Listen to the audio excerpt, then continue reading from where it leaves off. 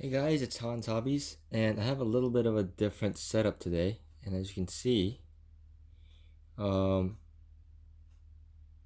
I've got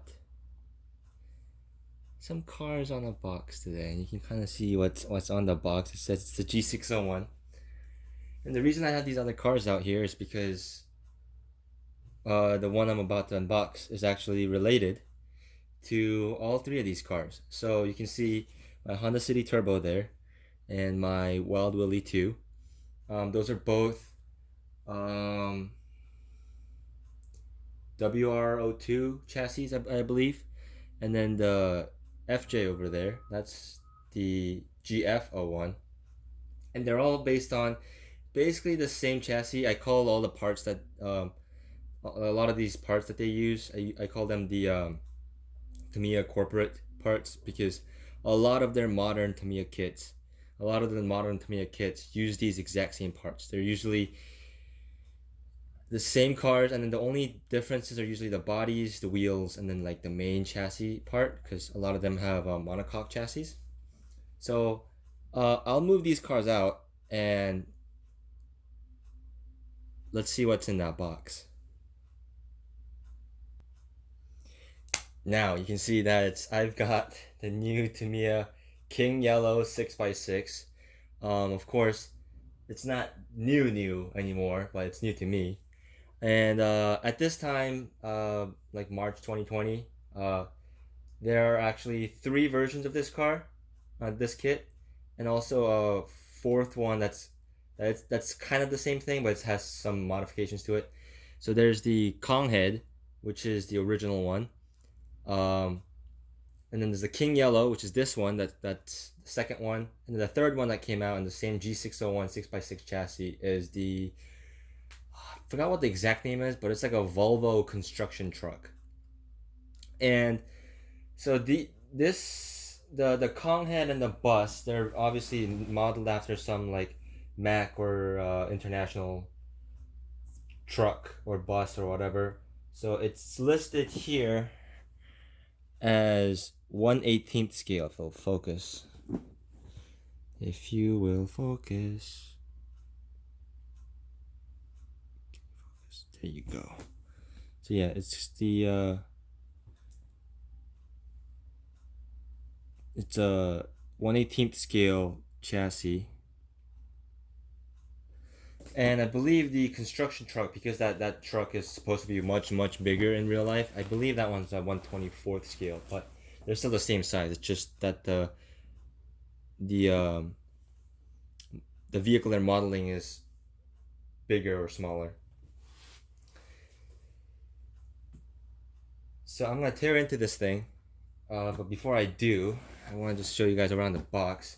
Uh, Most people seem to like the Kong head a lot better, because of whatever reason. It might look cooler, etc., etc. But I decided to go with the bus one, because I just thought it was funnier, because you don't really see buses one with monster truck tires or with six wheels. That's why I decided to go with this one. And you can see the more artwork in the side there. I really love this panel right here. It's got that cool little bus cartoon drawing right there with the little signature of the artist. I really like that. Another one you can see on this panel, it says painted body, because I did get the painted version. And then some of the chassis details on this side. So that's all that is. And then I'm going to take the camera up here and move it over here. So you can see it says includes pre-painted body components in camel yellow, and four-wheel steer, all that good stuff. We've got a nice picture of the box here.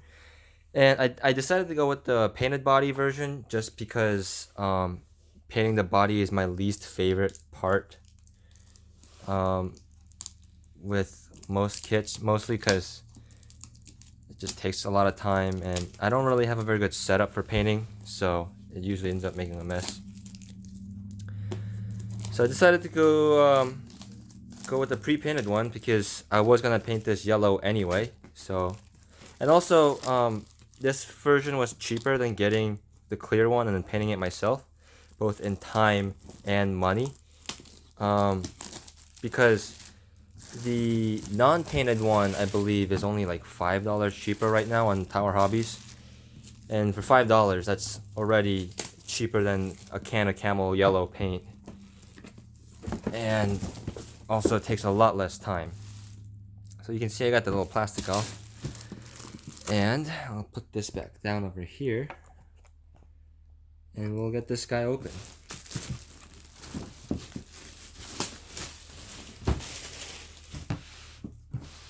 So like the corporate Tamiya parts I was talking about, I'll go over them as I find them. So I'll put that background there. Nice. So we see here, it's got this nice little placard that a lot of the other Tamiya, like classic Tamiya kits have. You can see my little collection of them up here. I like to just hang them up in my room.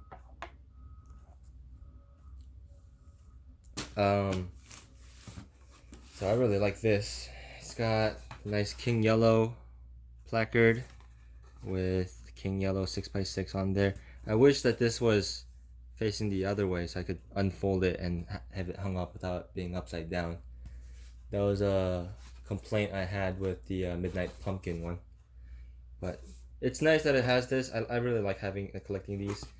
I do believe the non-painted body version doesn't come with this placard. It just comes like this.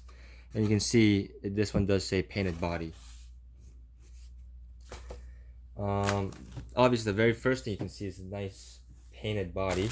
I'll get to that once I get all these parts out. So this is one of those corporate sprues. You can see the hubs. You see like gear casings that you don't use. Like a lot of parts you don't end up using with these sprues, just because they're meant for a lot of different vehicles. And I'll make a video about that later. I am missing one major vehicle to do that comparison. So once I acquire that vehicle, I'll make that video. So we have another one of those.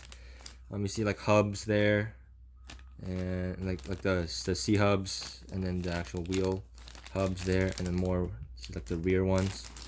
Get two of those. It's nice having these, especially if you have a lot of these other Tamiya cars, because you end up with a lot of spare parts, because not all of them use all the parts. We got suspension arms and like the double wishbone, like upper suspension arms and stuff. Got a little bumper there.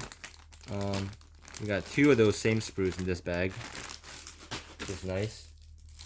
This looks like parts for the body, like the little lights and the little stop sign. I have seen people make the little stop sign be able to move. That might be something I'll look into. That'd be cool. This is the only unique part of this whole thing, as far as I'm aware, aside from the body, of course. This is the 6-wheel drive chassis, the monocog gearbox chassis. This is actually really smart of Tamiya to do, because it makes part support really easy. It makes upgrades really easy. It makes manufacturing really easy, and it just saves money on their part too, which is also why they're able to get this to us at a really reasonable price. On Tower Hobbies, the Tower Hobbies has sales all the time, so I got this one for around like $160, which honestly isn't that bad at all. Like $170, which honestly isn't that bad at all, and that's after taxes and all that.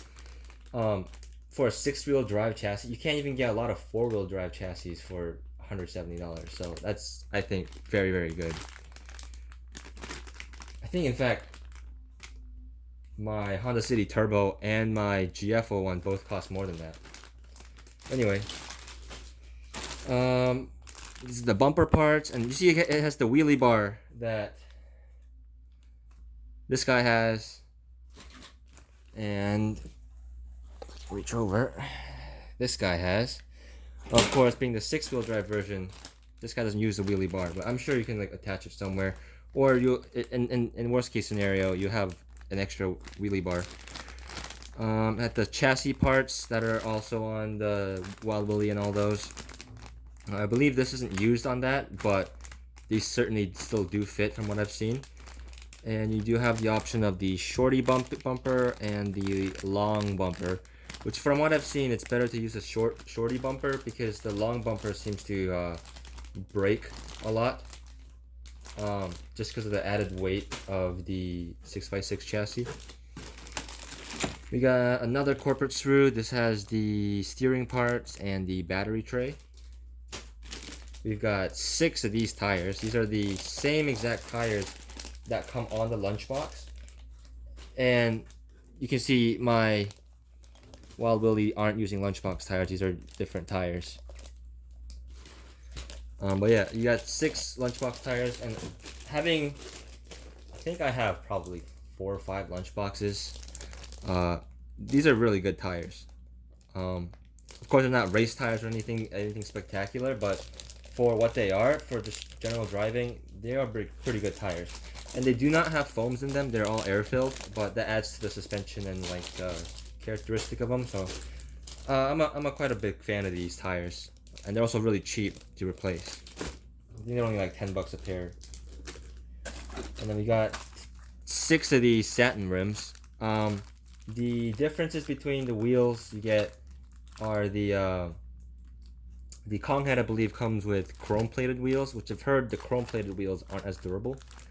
This one seems like it's just regular plastic. It's just satin painted, which I do like better. The ones I want are on the Volvo truck, which have the yellow wheels that are more like lunchbox wheels. Because I have 2 ideas for how I want to finish up this body, and I don't want to give it away, but the yellow wheels would match the yellow body a lot better. We got this whole bag of gears. It's gonna have a lot of gears in it. And then more corporate sprues. These are the body posts. And then these look like more gears. And then it comes with all the little hardware and motor and stuff. It does come with the silver cam motor, but I did notice it does not come with a ESC. I believe there's no version of it that come with an ESC. That's to keep the price down. I don't think I would have minded paying a little bit extra to get an ESC, because I do really like the Tamiya ESCs. I try to use them on all of my cars, as long as sometimes they don't. Some of them seem to have quality issues, but it's very rare. A lot of them last a really long time. But yeah, the body, you can see, is nicely painted. I love when Tamiya paints the body because they paint it a lot better than I could have ever painted it. Like, their masking job is immaculate.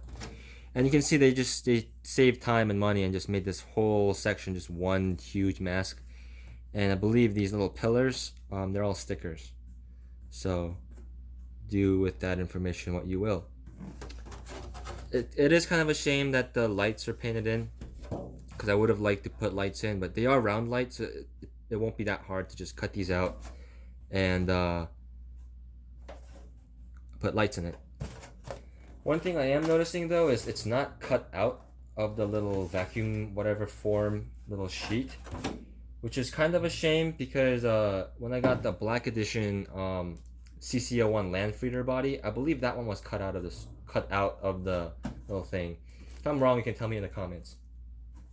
But I would have liked it if it was pre-cut, but I don't really mind, because just because, especially since it's pre-painted, I don't want to accidentally scratch the paint as I'm cutting. I know you can use the score and cut method, but I haven't been very successful with that method, so I usually use the body scissors, like Lexan scissors. And especially on some of these sharp corners, it tends to scratch the body. Again, if you have any suggestions on how to do that better, you can let me know. It does look like you still have the, let me check. Yeah, it does look like it still does have the film over the top of it. That's why it does have that satin look to it. It'll be a lot glossier once you peel the body, which I'll probably do after I cut it. So I'll put that up there, and then the rest of it is, yeah, pre-painted body. Little sheet telling you about the pre-painted body. We got a little QR code for the 4-wheel steering. Yeah, just the standard Tamiya warning paper. And then the King Yellow body, like assembly paper, like instructions on where to put all the stickers, where all the parts, how to mount it, the body mount situation there, and the stickers. So that'll be very important later on. And then with a lot of these modern Tamiya cars, they do just come with the generic instruction manual for the chassis. This also just saves them money, so they don't have to print a new manual for every single one. Because like the case with like the Blackfoot and the Monster Beetle, they did unique manuals for those just because those are real releases and they want people to feel the nostalgia. But in a realistic sense, both of those cars are the same car, so they could have honestly just used like an ORV monster truck manual. But for the modern ones, they all use this because it's all the same car. And in standard fashion, it's just your nice little Tamiya manual. I have a nice collection of these now, these manuals. The backside are like part codes and stuff, but this is for Japanese market only, this back section, so it doesn't really apply to me over here in the United States. But yep, got a little antenna straw, which I also have a huge collection of. I don't really use these just because I run 2.4 gigahertz anyway. I only use these on like nostalgia cars and like buggies and stuff, which I think look better with antennas. And that's the other thing. I kind of wish they included black antennas instead of these clear ones. And then here's the stickers. I have heard people say that it's a shame that these stickers are already orange or already yellow, because it kind of limits your paint color options other than yellow, because all your doors and your window trim is going to be yellow, which won't look very good.